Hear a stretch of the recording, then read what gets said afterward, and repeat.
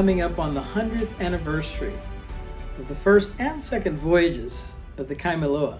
A real important moment to pause and understand the impact that this journey made not only on the scientists on board, but the people that it took and the people that it visited. I mean, this is a massive area, and going out 100 years ago was not an easy feat. Now, granted, this was not your normal ship.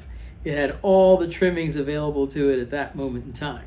Elizabeth and Medford Ross Kellum both emanated from Miami, not local Miami, but they made their moment in their life in Miami. Med Sr. in particular got his start in real estate, in charter boat fishing, and later on he took his love for the sea, particularly fishing, to its nth degree, meaning he took an old ship called the Luzon, who'd been plying the water for 24 years. It was long in the tooth when he got it in 1924.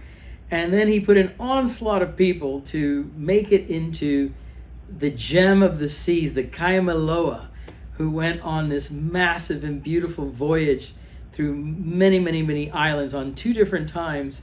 So it's just a fascinating story, and I really think this is the moment to celebrate it.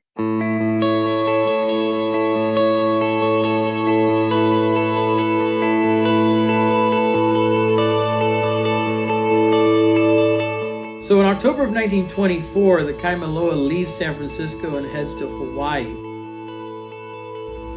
It finally leaves Hawaii on its big voyage down to islands like Christmas Island, Fanning Island, Malden, and all the way down to Tahiti and Moorea. And then it comes back on a different type of trajectory, and later would come back actually with the house for Med Jr. and Gladys, who get married, meet on the boat, get married, and spend the rest of their lives in Moorea. So it's kind of fascinating that the boat not only was the impetus for just seeing the South Pacific, but also for starting a new life for a portion of the Kellum family. So the thing about the Kaimiloa is that it really infuses us with this sense of adventure. I mean, even today, it's a journey to get anywhere out in the South Pacific. But imagine almost 100 years ago what it must have been like. Much has been made in newspaper articles about the Kaimiloa going off on this journey, but there's an intricate story within the journey that still hasn't fully come out. And that's the focus of my book and also my talks.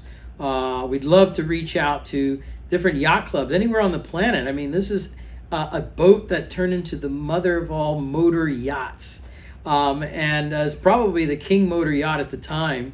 Imagine a boat 230 feet in length, 130 feet tall. That's 13 stories above the water line. Unbelievable. And the journey that it took, 2 journeys in fact, the stature of which 100 years ago to do this was just a little bit unheard of if you weren't like from the government or a navy, etc. So this is quite a story. Please, we would love to visit your yacht club to tell the story of the Kaimiloa.